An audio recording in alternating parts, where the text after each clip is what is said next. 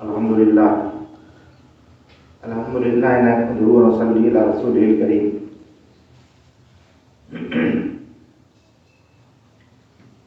آج چوتھا مکتوب ہے، اس کا عنوان ہے تجدید توبہ کے بیان میں۔ پچھلا مکتوب تھا جو 2 ہفتہ جس کا بیان چلا توبہ کے بیان میں، اور یہ تجدید توبہ یعنی توبہ کرنے کے بعد پھر توبہ، یعنی بار بار توبہ۔ کہتے ہیں کہ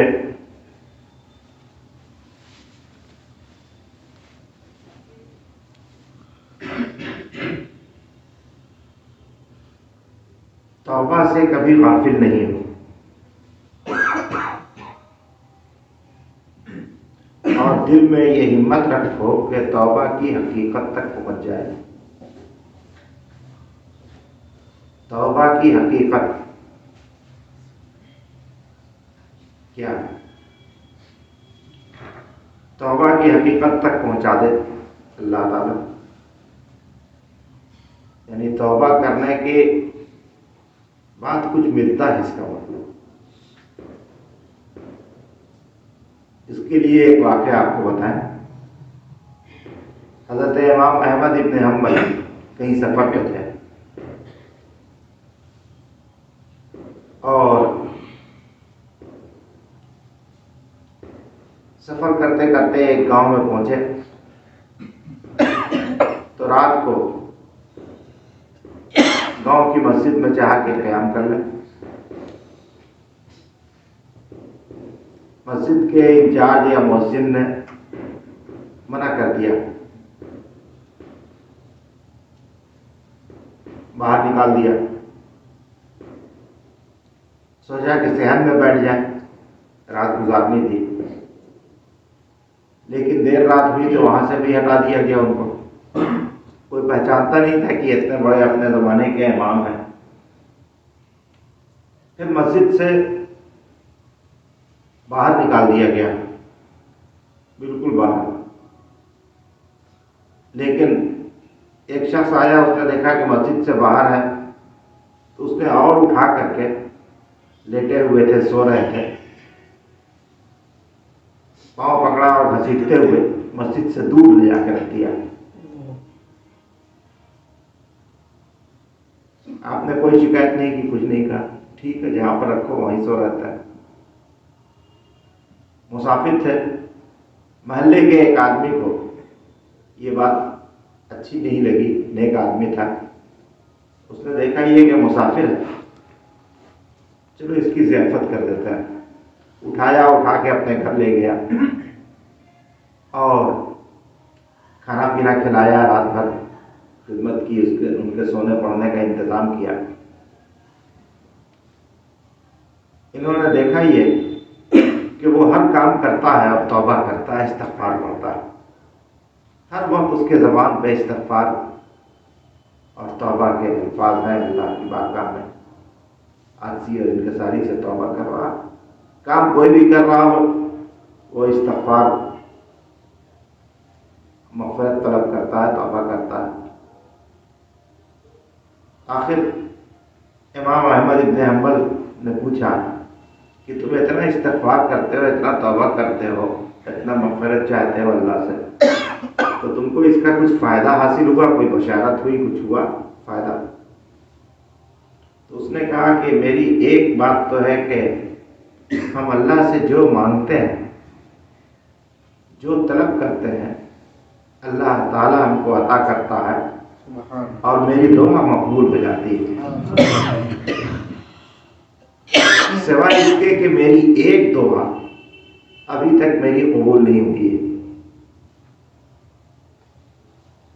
تو حضرت امام احمد ابن حنبل نے پوچھا کہ تمہاری ایک دعا کون سی قبول نہیں ہوئی ہے؟ کہا کہ ہم نے اللہ سے دعا کی تھی کہ اے اللہ ہم کو امام احمد ابن حنبل سے ملاقات کروا دے، ابھی تک نہیں قبول ہوئی ہے۔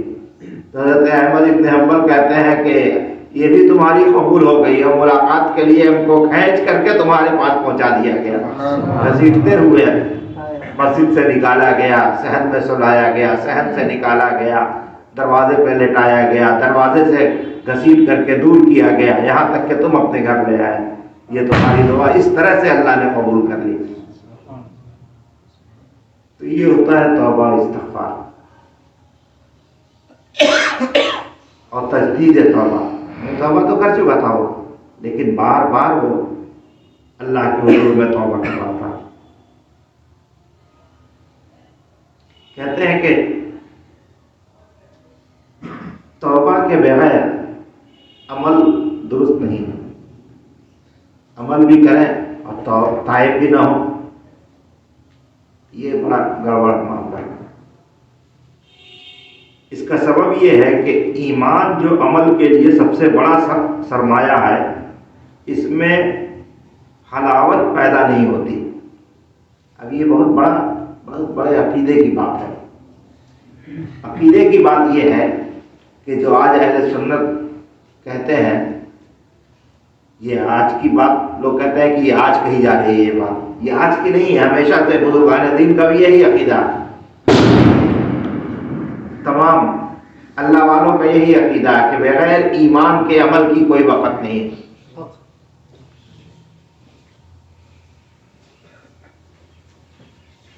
تو بغیر ایمان کے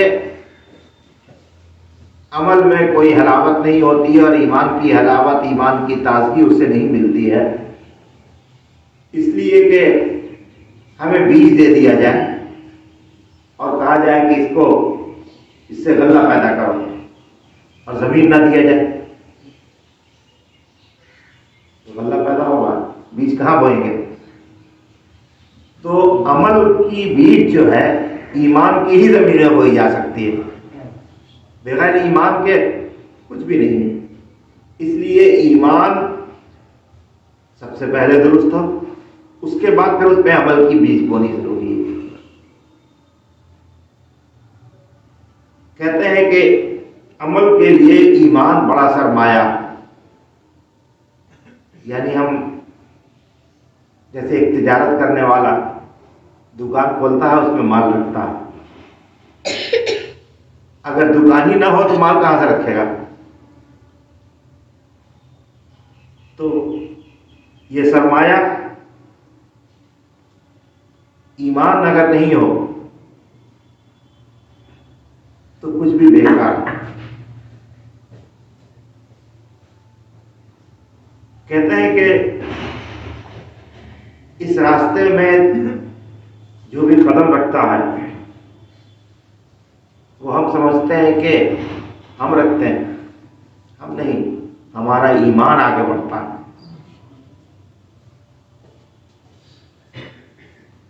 ہمارا ایمان جتنا مضبوط ہوگا اتنا ہم اس راستے پہ چلیں گے۔ اس راستے پہ ایمان قدم رکھتا، احکام کے بوجھ کو ایمان اٹھاتا۔ جتنا ایمان مضبوط ہوگا، جتنا ایمان اچھا ہوگا، اتنا ہی ہم احکام خداوندی پہ عمل پیرا ہوں گے۔ ہم کہتے ہیں کہ میرا ایمان تو بڑا مضبوط ہے، لیکن ہم احکام خداوندی کو نہ مانیں تو ہمارا کہنا تو بالکل بیکار سا ہے۔ کیسا ایمان ہے کہ جب احکام ہی کو نہیں مان رہا ساتھ میں؟ کہتے ہیں کہ اس خونخوار جنگل کو ایمان فتح کرتا، یعنی ایمان اس جنگل کے راستے کو طے کرتا۔ خونخوار جنگل یعنی ایسا جنگل جہاں ایمان کے لٹیرے ہیں، جہاں اعمال کے لٹیرے ہیں، جہاں عقائد کے لٹیرے ہیں، اور اس کو ایمان کی مضبوطی ہی اس کو عبور کرواتی ہے۔ اس بحر محیط کو پار کون کرتا ہے؟ ایمان۔ شربت دیدار کون پیتا ہے؟ ایمان۔ درد عشق کس کو ہوتا ہے؟ ایمان کو۔ منزل مقصود کی تلاش کس کو ہوتی ہے؟ ایمان کو۔ تو کہتے ہیں کہ اب سمجھ لو کہ توبہ کو ایمان سے کتنا تعلق ہے۔ جتنا توبہ کرے گا ایمان اتنا مضبوط اور مستحکم ہوگا، اس لیے کہ توبہ سے عمل بہتر ہوتا ہے۔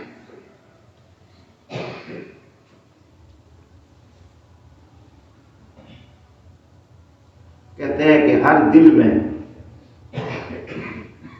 ہر قلب میں ایمان کے نور کی روشنی یا ایمان کا نور اتنا ہی پھیلے گا جتنا توبہ کی توفیق ہوگی. جتنا توبہ کرے گا اتنا ایمان کا نور پھیلے گا. جس درجے میں درگاہ توبہ وسیع ہوگی اسی قدر آفتاب ایمان کی روشنی ہوگی.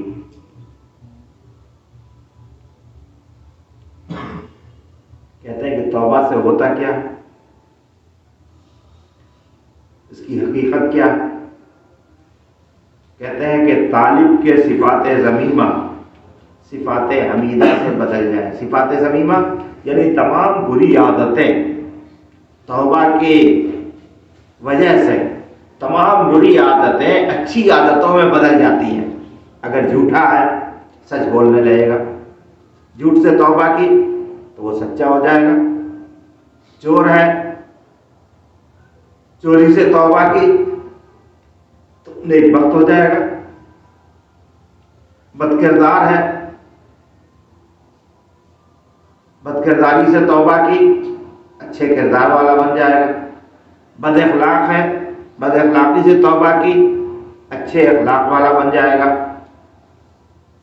خیانت کرنے والا ہے، اس سے توبہ کی تو امانت دار دیانت دار بن جائے گا. یعنی صفات بری صفتوں سے اس کی اچھی صفت میں تبدیلی ہو جاتی ہے. اور صوفیوں کی اس اصطلاح میں اس کو جب صفات انسان کی بدلتی ہے تو اس کو کہتے ہیں گردش.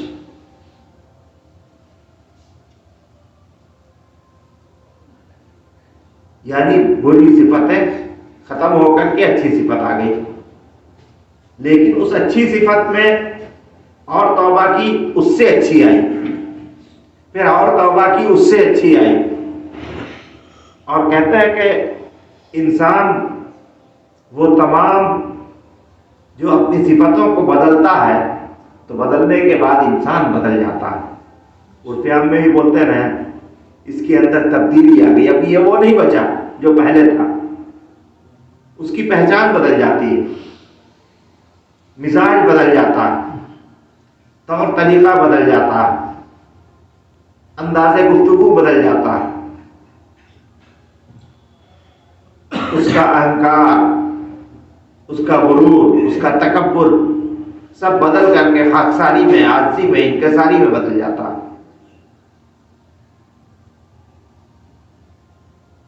پھر کہتے ہیں کہ تم نے سنا ہوگا نا کہ پیران طریقہ مریدوں کو چلہ کرنے کا حکم دیتا ہے.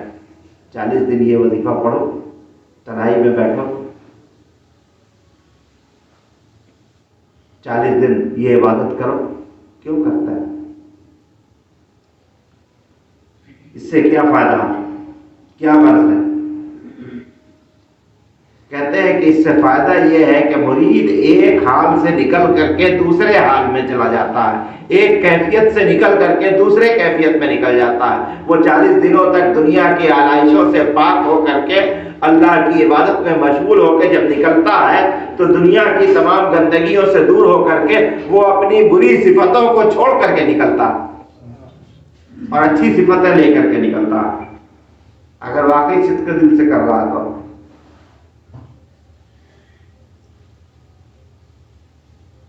کہتے ہیں کہ جب ایسا حال ہو جاتا ہے مرید کا تو کہتے ہیں کہ وہ دوسری چیز بن گیا. پہلے کچھ اور تھا، دوسرا بن گیا. وہ نہیں رہا، اس کی ہستی بدل گئی. کیونکہ جب صفت بدل گئی تو شخصیت بدل گئی. صورتن وہی ہے مگر سیرتن بدل گیا.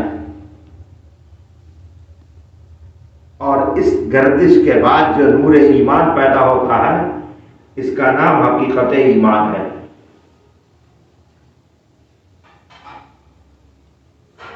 اور زبان سے صرف کلمہ پڑھ لینا اور ساری کلمہ گوئی تقلیدی اور حرکت لسانی کے سوا کچھ نہیں ہے۔ اگر صفت نہیں بدلی اور کلمہ پڑھتے رہے، یہ تو صرف نقالی، کسی کی نقل کر لیا، کسی نے کہہ دیا تو ہم نے کر لیا، بچپن میں پڑھا دیا گیا تو پڑھ لیا، اور زبان سے چل رہی ہے کلمے کی، دل میں کچھ اثر نہیں ہو رہا اس کا، اس لیے کہ اندر سے کوئی صفت ہماری بدل نہیں رہی۔ اس لیے صفت کا بدلنا ضروری ہے۔ کہتے ہیں کہ بہت افسوس ہے کہ ایک جہان اسی رنگ میں ڈوبا ہوا ہے۔ یہ اس زمانے میں 700 سال پہلے اس وقت کہہ رہے ہیں کہ دنیا اسی رنگ میں ڈوبی ہوئی ہے، بس زبان سے ایمان کا اقرار ہے، دل میں اثر نہیں کر رہا ہے۔ آج کے عالم میں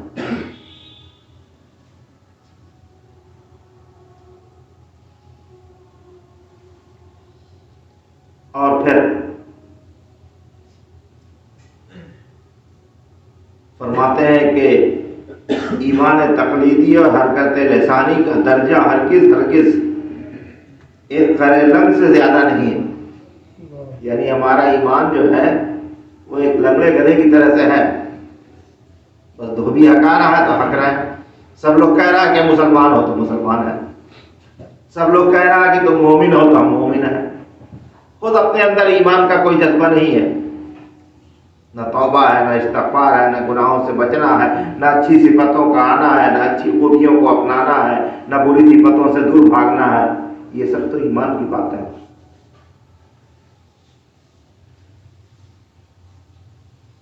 کہتے ہیں ایسا رہے گا تو راستہ کیسے چلے گا، وہ منزل سے جدا ہو جائے گا۔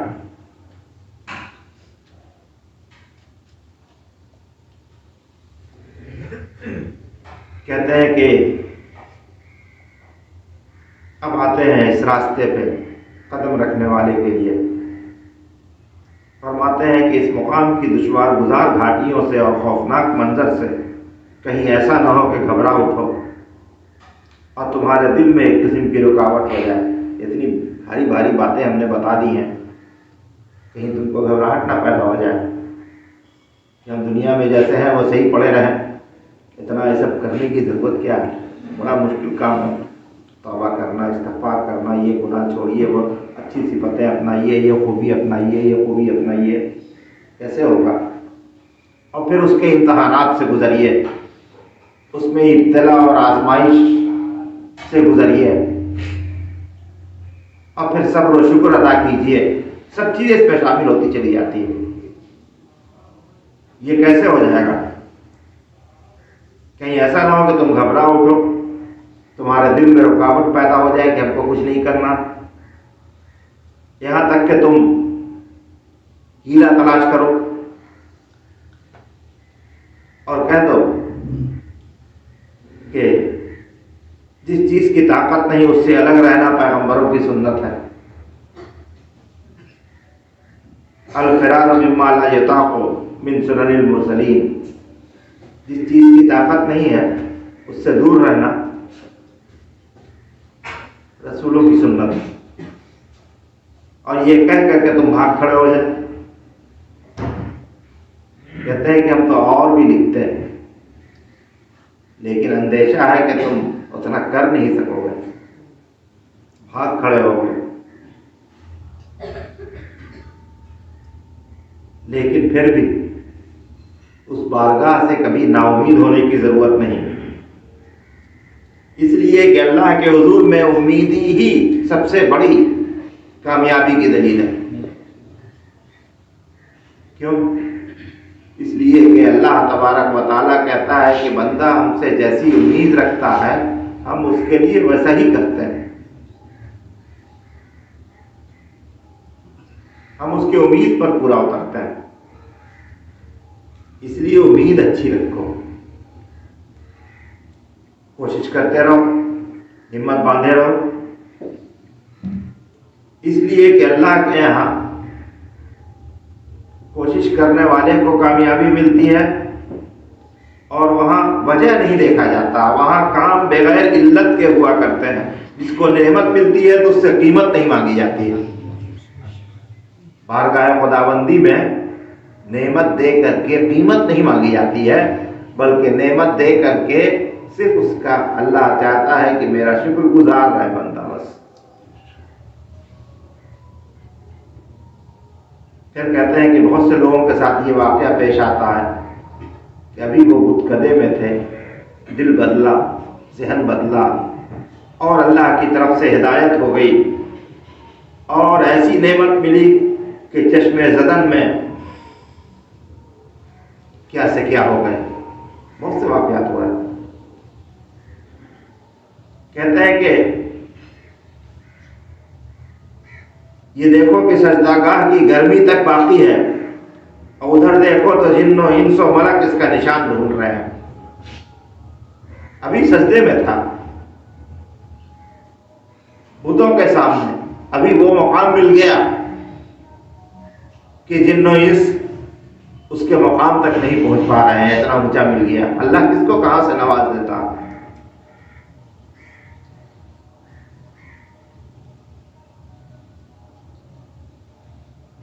اسی لیے کہا جاتا ہے اور اللہ تعالیٰ کہتا ہے، ارشاد فرماتا ہے کہ فعال لما یرید،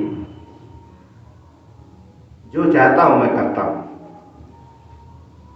بس اس کی طرف ایک امید لگا کے بیٹھو، اور جو چاہوں گا وہ کروں گا. میرے یہاں کوئی چوہ چرا کی گنجائش نہیں. اللہ سے کون پوچھے گا کہ تو نے کیوں کیا؟ یہ کیوں پوچھنا یہ بندے کے لیے زیبا نہیں ہے کہ اللہ سے پوچھے کہ یہ تو نے کیوں کیا. اس کی مرضی، وہ جس کو جو چاہے عطا کرتے، جس کو جو چاہے دے دے، جس کو جتنا اونچا چاہے مقام دے دے. وہاں کوئی علت و سبب کا دخل نہیں ہے. کسی کو بایزید بنا دیتا ہے تو کسی کو ابو جہل بنا دیتا ہے. یہ اس کی مرضی. کسی نے ہمت کی تو بایزید بن گیا، خدا کی بارگاہ میں امید لگائی تو بایزید بن گیا. کسی نے امید کا دامن چھوڑا، جہل کی طرف رخ کیا تو اس کو ابو جہل بنا دیا. ایک کو اعلیٰ علین پہنچا دیتا ہے، ایک کو اسفل السافلین کر دیتا ہے. سبب پوچھو تو پوچھنے کی گنجائش نہیں.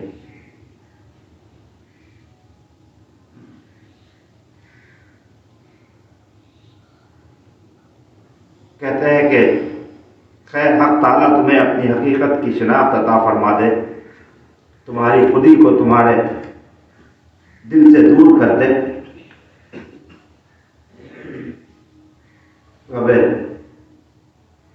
منہ و کمالہ و کرمہ و بالنبی و آلہ، یعنی اپنے احسان سے، اپنی بخششوں سے، اپنی عطا سے، اپنے کمال سے، اور نبی سرکار دو عالم صلی اللہ تعالیٰ علیہ وسلم اور ان کے آل کے طفیل اللہ تبارک و تعالیٰ تمہارے اوپر رحم فرما دے.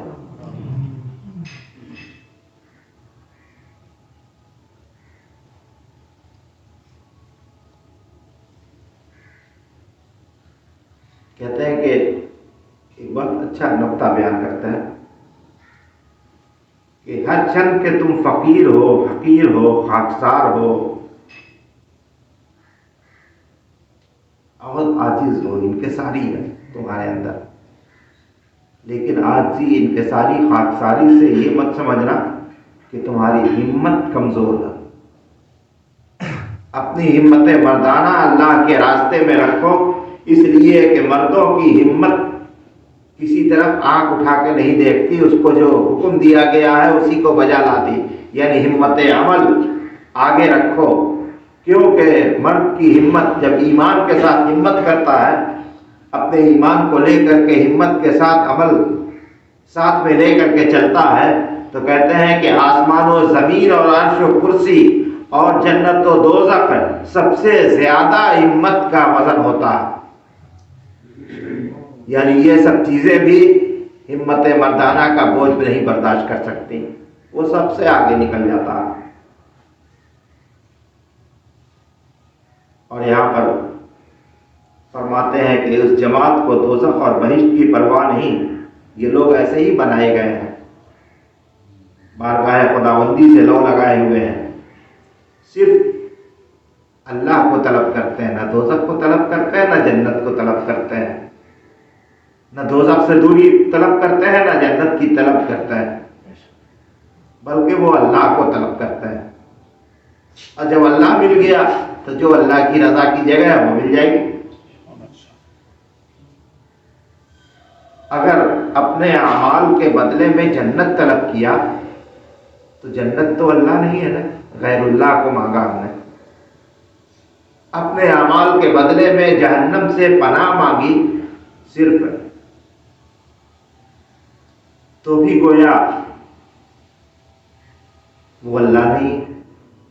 اور جب اپنے اعمال اور اپنی توجہ سے اللہ کی طرف لگا دی اور اللہ مل گیا، تو جس کو اللہ مل جائے گا وہ کبھی اللہ اس کو اپنے غضب میں نہیں داخل کرے گا، بلکہ اپنے رحمت میں داخل کرے گا، خود بخود اس کی رحمت میں چلا جائے گا، مانگنے کی ضرورت نہیں ہوتی۔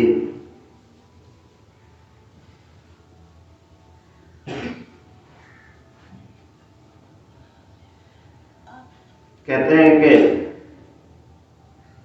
مردان ہمت جب پرواز کرتا ہے تو پاک و صاف صحرا تلاش کرتا ہے، صحرائے ربوبیت میں وہ وحدانیت کی فضا سے بڑھ کر اس کی نظر میں اور کچھ نہیں ہے، یعنی وہ خدا کی ذات میں گم ہو جاتا ہے۔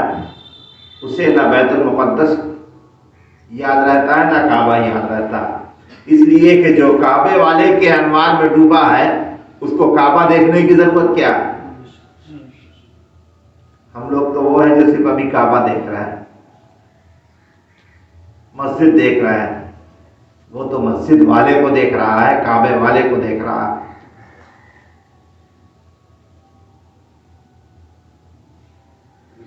اب یہاں ایک چیز اور پر خاص چیز ہے، یہ بڑی سائنٹیفک چیز بتائی ہے۔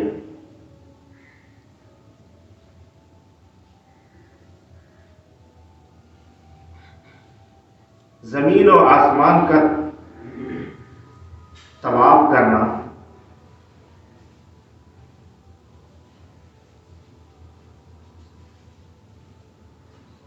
یا کعبے کا طواف کرنا یہ کمال نہیں ہے، بلکہ کمال یہ ہے کہ وہ توجہ میں ایسا غرق ہو اللہ کے حضور میں کہ وہ نور وحدانیت کا طواف کرے۔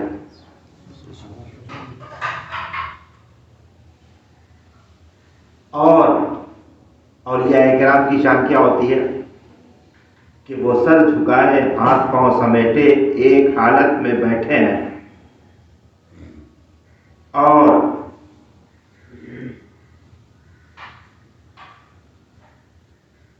نظر میں ہمارے دیکھنے میں وہ یہاں بیٹھے ہیں، سر جھکائے بیٹھے ہیں، آنکھ بند کیے بیٹھے ہیں، لیکن ہماری نظر ان کو بیٹھا ہوا دیکھ رہی ہے، وہ بیٹھے نہیں ہیں، وہ اللہ کی وحدانیت پہ چکر لگا رہے ہیں اور اس کے انوار کے چکر میں ڈوبے ہوئے ہیں، اور وہ ایسی جگہ پرواز کر رہے ہیں کہ جہاں ہمارا تصور و خیال بھی نہیں جا سکتا،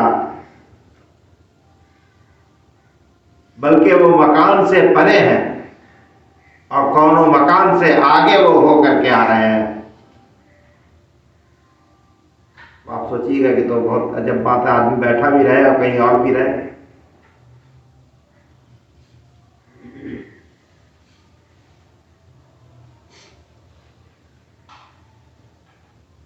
تو اس پر کہتے ہیں کہ تصوف ایک ایسی حرکت ہے جس کو قرار نہیں، یعنی جو اس راستے پہ چلنے والے ہیں صوفیاء کرام، وہ ایک جگہ نہیں رہ سکتے۔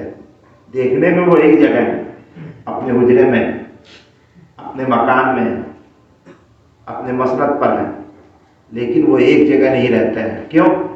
اس لیے کہ الماء اذا طال مکثہ ظہر خبثہ، کہ جب پانی ٹھہرا رہے گا تو اس میں گندگی ظاہر ہوگی، پانی بہتا رہے گا تو وہ صاف رہے گا۔ شریعت کا بھی حکم یہی ہے کہ بہتا ہوا پانی پاک ہے، ٹھہرا ہوا پانی گندا ہو جاتا ہے۔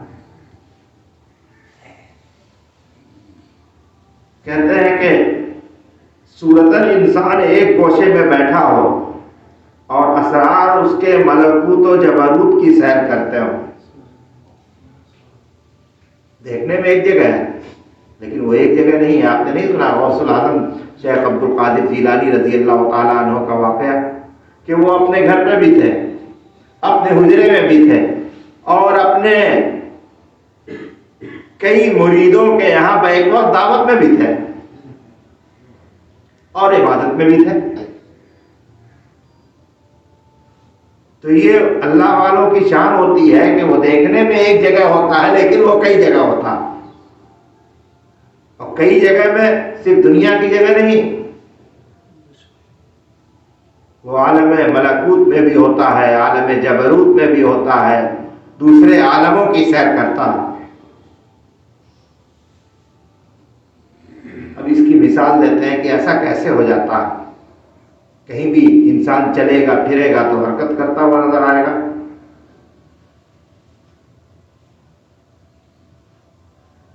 کہتے ہیں کہ تم نے دیکھا ہے نا کہ کمہار جب چاک چلاتا ہے تو جب بہت تیز چلتا ہے تو دور سے دیکھنے میں لگتا ہے کہ وہ چل نہیں رہا، جب تک کہ اس کے قریب نہ پہنچا جائے، اس کو چھوا نہ جائے۔ اتنی تیز حرکت ہوتی ہے کسی بھی چیز کے چلانے کی، کوئی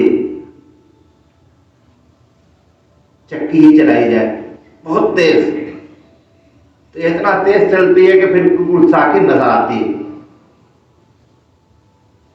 اب جیسے پنکھا چل رہا ہے تو چلتے چلتے اس کی اسپیڈ بڑھتی، جب ہلکا چلتا ہے تو اس کی پنکھی نظر آتی ہے، اور جب تیز چلتا ہوتا ہے تو پنکھی یہیں پر ہے لیکن نظر سے اوجھل ہو جاتی ہے، اس کے بیچ کا حصہ نظر آتا ہے لیکن وہ بھی بالکل ساکن جیسا معلوم ہوتا ہے، اور اس کی پنکھیاں نظروں سے اوجھل ہو جاتی ہیں، یعنی جس میں اس کے اسرار ہیں وہ اوجھل ہو گیا، اور جو اس کی بنیاد ہے وہ وہیں پر ہے۔ تو وہی انسان ہے کہ شخصیت وہیں پر ہے لیکن اس کے اسرار کائنات میں پھیل جاتا ہے۔ حضرت جنید بغدادی سے کسی نے سوال کیا کہ سما کے وقت آپ کو حال نہیں آتا ہے، آپ حرکت نہیں کرتے ہیں، بیٹھے رہتے ہیں، سنتے رہتے ہیں، سما سمجھ رہے ہیں مطلب سما قوالی، تو سما کے وقت عام طور پہ کسی کو حال آتا ہے، کوئی گردن ہلاتا ہے، کوئی ہاتھ ہلاتا ہے، کوئی رقص کرتا ہے، کوئی چلتا ہے، کوئی آواز نکالتا ہے، ہر ایک کی الگ کیفیت ہو جاتی ہے جو اس کے اندر محب ہوتا ہے، کوئی آنسو بہاتا ہے۔ حضرت جنید بغدادی سے پوچھا گیا کہ آپ کو کچھ نہیں ہوتا؟ تو کہتے ہیں کہ نہیں ہوتا ہے۔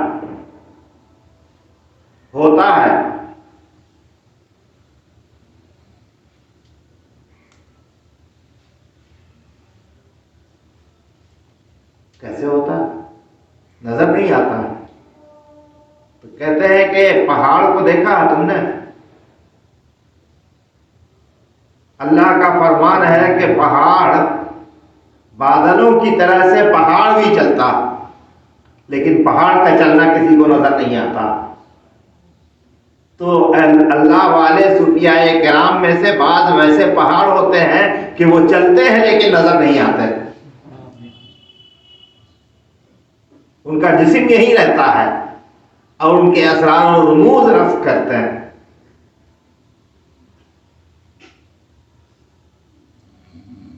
کہتے ہیں حضرت جنید بغدادی فرماتے ہیں کہ تم انتہائی تیزی کی وجہ سے اس چلنے کو نہیں دیکھ سکتے. جو چیز بہت تیز چلتی ہے وہ نظروں سے اوجھل ہو جاتی ہے.